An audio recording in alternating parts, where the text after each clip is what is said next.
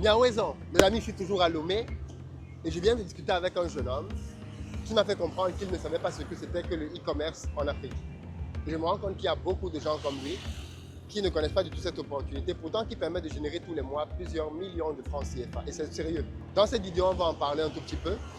Mais il se trouve que ça fait partie des business pour lesquels je suis venu ici pour former les gens. 3 business pour générer tous les mois au moins 2 millions de francs CFA. On est à Lomé ce dimanche et tu as un numéro de téléphone pour réserver ta place. N'hésite pas à nous rejoindre. L'e-commerce, ce n'est rien d'autre qu'identifier des produits bien précis, les acheter, les promouvoir via les réseaux sociaux ou des influenceurs, les vendre pour encaisser de l'argent à la livraison et recommencer le processus avec des marges que vous n'imaginez juste pas. Bref, je ne vous en dis pas plus. Allons écouter le jeune avec qui je vais discuter de ça.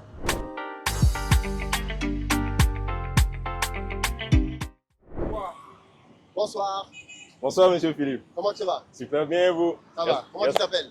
Alors, à l'état civil, je suis Ronile Maman Amar. Mais pour les intimes, soit c'est Prince, soit c'est Amar.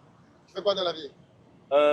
De base, je suis étudiant en éducation et motricité. C'est une licence pro.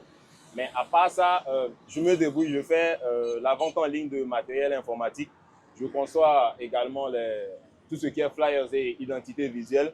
Et à part ça, comme je l'ai dit, je suis également conseiller client chez Téléperformance. C'est une entreprise qui gère la service clientèle pour des multinationales à l'international. Ça fait beaucoup de choses quand même, non?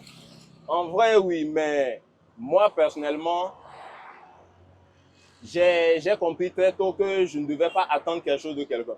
Okay. Et la vie m'a rudement secoué, en fait. Donc, dès tôt, j'ai su quand même, je sais comment me faufiler entre les mailles. La vie t'a secoué, qu'est-ce qui s'est passé? La vie m'a secoué parce que déjà dès le bac, bon, une situation familiale dont je ne veux pas trop causer, mais après le bac quand même, j'ai été confronté à la réalité parce que je devais moi-même me vêtir, me nourrir, me soigner, alors que je n'étais pas vraiment préparé à ça. Donc du coup, moi je remercie Dieu toujours parce qu'il m'a donné un cerveau bien fonctionnel. Donc je regarde, je dis bon, qu'est-ce qu'il y a moyen de faire? Donc, j'avais commencé par la vente en ligne depuis 2021 de matériel informatique. Au début, ça a pris du temps, mais ça a pris quand même le temps que ça faut. Mais maintenant, ça va quand même. Donc, à partir de là, j'ai commencé à faire mes sous. Et je me suis dit, bon, pourquoi pas, pourquoi en rester là si on peut faire mieux? C'était au nord. J'ai essayé une entreprise de nettoyage de maison. Malheureusement, bon, ça n'a pas trop pris. J'ai fait faire une fois, 2 fois, ça n'a pas pris. J'ai laissé. Après ça, j'ai quitté Cara. Je me suis dit, bon, je vais changer d'environnement. Et c'est là que j'ai atterri à Lomé en 2022. Donc, de base, j'étais là pour poursuivre une licence professionnelle, comme je l'ai dit, en éducation et motricité. Tout à fait. Voilà. Mais là également, je me suis confronté en fait au manque de moyens. Parce que je suis également le premier garçon d'une fratrie de 8 enfants. Donc, chez nous, en vrai, être un premier garçon, c'est toi à la tête du train, comme on le dit dans... La locomotive. Voilà, la locomotive. Donc, soit tu réussis, au fait, il n'y a pas le choix. Il n'y a pas le choix. Soit tu réussis, soit tu réussis. Et il y a également les autres qui te suivent comme modèle. J'ai des grandes sœurs, mais la décision finale, au fait, c'est à moi, ça revient. Donc, très tôt quand même, j'ai pris conscience que j'avais une certaine responsabilité vis-à-vis de certaines personnes. Donc, une fois arrivé ici, vu que je devais me débrouiller, j'ai fait quelques fois les travaux qu'on appelle chez nous généralement le béton. J'ai fait ça, mais mon corps n'a pas très bien réagi. Aide-maçon. Aide-maçon, voilà. Mais mon corps n'avait pas très bien réagi, donc je me suis dit, bon, si le physique ne répond pas, le mental, ça peut aller. Donc, c'est de là quand même, j'ai eu à suivre quelques tutos, la formation, la création d'affiches, de logos et tout. C'est là Tu es autodidacte. Autodidacte en fait. J'aime apprendre. J'aime apprendre de nouvelles choses, discuter avec des gens constructifs. Donc, ça m'a permis de rencontrer des gens qui m'ont ouvert certaines portes. Donc, après l'année là, également, je suis joueur de basket. Donc, ce qui fait que j'ai été coach à un moment, ça m'a permis quand même d'avoir un certain sou pour pouvoir me gérer. Et début 2023, actuellement, je travaille sur un projet d'énergie renouvelable. Mais malheureusement, je n'ai pas encore eu un appui. Je n'ai pas besoin nécessairement d'argent, mais je veux juste qu'on croit en ce que je veux faire, au potentiel de ce que je veux faire. On sait qui. Voilà. Je travaille actuellement en... Peu importe qui c'est, M. Philippe. Peu importe. C'est-à-dire, j'ai la vision, je sais que ça peut se faire.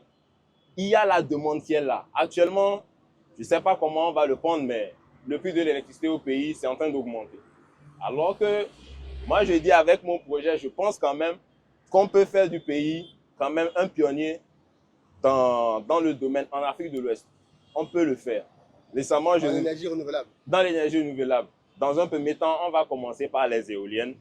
Et ensuite, il y a une phase d'innovation. Mais ça, je ne peux pas en parler parce que nous sommes quand même en train de travailler dessus. Mais on a juste besoin... Tu as quel âge? Actuellement, j'ai 23 ans. J'ai 23 ans. D'accord. Donc, toutes les activités que tu fais. Toutes les activités que tu fais. Financièrement, est-ce que tu es à l'aise? Financièrement, moi personnellement, du moment où je n'ai pas demandé à quelqu'un avant de manger, et je peux quand même subvenir à mes besoins de base. Je peux quand même envoyer quelquefois des sous chez moi parce que ma famille, ils sont au nord à Sokodé. Tant que moi, je peux nourrir mes petits frères, c'est pas encore ça, mais ça va, c'est un pas. Moi, je me dis, chaque jour, un pas, chaque jour, un pas, chaque jour. Donc, je sais, comme je viens de vous le dire, Monsieur Philippe, 10, 15 ans, vous allez m'inviter à l'un de vos podcasts. Que Dieu nous prête vie. Je tenais à vous le dire. Et c'est l'occasion qui m'est donnée aujourd'hui, un vendredi. Donc, qu'en est-il de l'entrepreneuriat ici au Togo? Est-ce que tu as le sentiment que les jeunes sont très débrouillards ou alors pas trop? Oui, Monsieur Philippe, parce que je suis dedans, comme je vous l'avais dit. Je suis dedans. Les jeunes débrouillards, il y en a, avec des projets pas possibles. Avec des projets, des idées pas possibles. Mais je me dis peut-être c'est l'environnement qui n'est pas trop propice. Sinon, en termes d'envie, Monsieur Philippe, les jeunes Togolais ont faim. Ils ont envie. Ils veulent plus. Ils veulent faire plus pour leur pays. Mais je me dis peut-être c'est l'environnement. Donc l'environnement, c'est pas trop est-ce qu'on peut propice. s'en sortir au Togo? Un jeune qui a étudié ici, est-ce qu'on peut réussir au Togo? Ou alors il faut que tout le monde voyage? Au Togo, oui, si tu as quelqu'un derrière toi. Parce qu'on ne va pas mâcher les mots. Comme je vous le suis depuis longtemps, vous connaissez nos réalités africaines. Tant qu'il y a quelqu'un qui t'assure derrière financièrement, ou quelqu'un quand même qui a la même mue sur toi, tu peux avancer. Mais pour quelqu'un qui vient quand même, disons... Comme toi? Comme moi, au fait, un individu lambda qui a beaucoup d'ambition, le voyage, c'est un peu la porte de sortie en vrai. Actuellement, c'est ce que la plupart des jeunes Togolais veulent faire. Parce que eux, ils voient que, bon, ailleurs, quand même, ils ont plus d'opportunités, ils peuvent venir plus de capitaux pour venir quand même installer quelque chose de potable ici et mettre leur famille dans une certaine décence. C'est pour ça que la plupart veulent voyager. Canada, États-Unis et tout. Si on te donne 10 millions, on te dit que tu restes au Togo pour travailler cet argent. Ou alors on te donne un visa pour la France ou les États-Unis, tu choisis quoi? 10 millions, je reste au Togo. Sans réfléchir. 10 millions, je reste au Togo. Parce qu'avec 10 millions quand même, il suffit d'avoir la vision, comme je le dis. Tu as la vision, tu sais ce que tu veux faire. Tu sais où, qui et quand aller les toucher. Avec 10 millions, je pense quand même que ça peut aller. Moi, personnellement, avec 10 millions, moi, ça va. Je peux m'installer et fructifier cet argent. Il y a beaucoup d'opportunités au Togo. Si seulement vous saviez. Beaucoup d'opportunités. Et vous êtes seulement à Lomé, mais au nord, il y a beaucoup de choses à faire. Et qui dit beaucoup de choses, dit beaucoup de... Voilà. Donc... Est-ce que tu peux me donner une idée, un exemple de quelque chose que tu vois et qui est faisable et que les gens négligent? L'agriculture, par exemple. L'agriculture, on ne va jamais cesser d'en parler. Parce que au nord, il y a plus de terres... de terres arables. Voilà. On ne va jamais cesser de manger. Au Togo, il y a des gens qui ont faim. Ils veulent des produits naturels.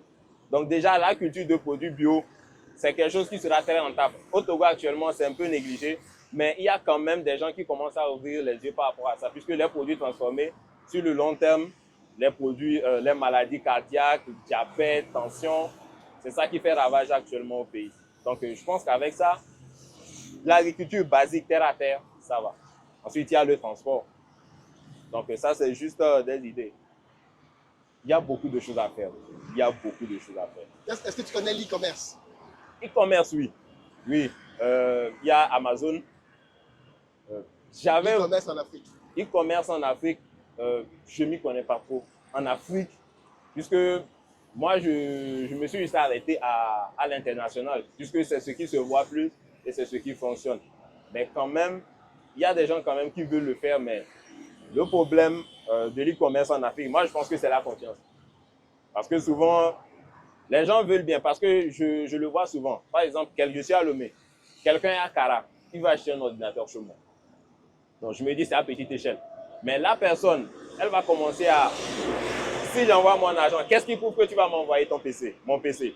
Qu'est-ce qui prouve que ce que j'ai vu, c'est ça que tu vas m'envoyer? Qu'est-ce qui prouve que si ça arrive et qu'il y a un problème, comment je peux être sûr que tu vas me réparer ça? Donc, autant de questions qui fait que je me dis, bon, ça c'est juste dans un petit pays, le Togo. Bon, imaginez quelqu'un qui est au Togo, qui commande quelque chose au Maroc, au Sénégal, au Mali. Donc, c'est ça qui m'a fait arriver à la conclusion où c'est la confiance. Mais s'il y a, si le problème de confiance est résolu, je pense quand même que de belles choses se feront. Dans le e-commerce, ce problème est résolu parce qu'on paye à la livraison. On paye à la livraison, oui. Mais malgré ça, parce que le client s'est dit, bon, pourquoi je vais faire ça? Je vais mieux chercher ailleurs. Puisqu'il se dit, bon, ça peut arriver, bon, ça est là, comme je l'ai dit par exemple, l'ordinateur, un cas palpable, ça arrive. Il allume, ça fonctionne. Mais après 2 jours, ça ne répond plus. À l'exemple. Donc, tant que lui se dit, bon, je ne l'ai pas vu physiquement, ça ne peut pas marcher. Donc, ce que moi je fais, j'ai des amis à Cara. Donc, ce que je fais, je leur dis, bon, vous allez voir telle personne. Vous lui remettez l'argent. Moi, j'envoie la machine d'ici. Ça retrouve la personne. Vous allez chez la personne, vous récupérez. Et s'il y a le moindre souci, le moindre problème, vous m'appelez et vous allez chez la personne. Donc, avec ça, quand même, donc la personne achète une première fois et voit que ça marche. Là, la deuxième fois, il n'a pas besoin de passer forcément par quelqu'un. Il te voit directement. Et c'est que bon. Un peu, tu prends quelques techniques du e-commerce en Afrique. En fait, le e-commerce en Afrique consiste à étudier les besoins du marché, Oui. trouver des produits bien précis, Oui. Et derrière, faire de la publicité sur les réseaux sociaux, Effectivement. trouver des clients qui les achètent, faire la livraison et on te paye à la livraison. Effectivement. Je connais des jeunes qui font ça au Togo, Oui, au Bénin, en Côte d'Ivoire, ainsi de suite, et qui gagnent des millions par mois. Ouais. Le problème, c'est que beaucoup de jeunes ne connaissent pas encore cette opportunité. Et moi, j'en fais partie. Je n'ai pas honte de l'assumer. Ouais. Parce que Il n'y a pas de honte à... je n'ai pas honte de l'assumer. Ça fait partie des business que je vais partager ce dimanche dans ma formation ici à Lomé. On va voir 3 business qui peuvent générer 2 millions de francs. Et l'un de c'est l'e-commerce. Parce qu'avec l'e-commerce, en réalité, beaucoup de gens ne savent pas comment ça marche en réalité. Mais c'est un vrai moyen de gagner pas mal d'argent quand on est jeune. Et de l'argent, on en a besoin en tant que jeune. C'est quand on est jeune qu'on a besoin d'argent, c'est pas quand on a 70 ans. En vrai. 70 ans, c'est fait pour profiter de ces petits-enfants, pas pour chercher de l'argent. Tout à fait. Merci beaucoup. Merci à toi et on t'attend dans 10-15 ans. C'est une promesse. Notez ça. Ciao. Ciao.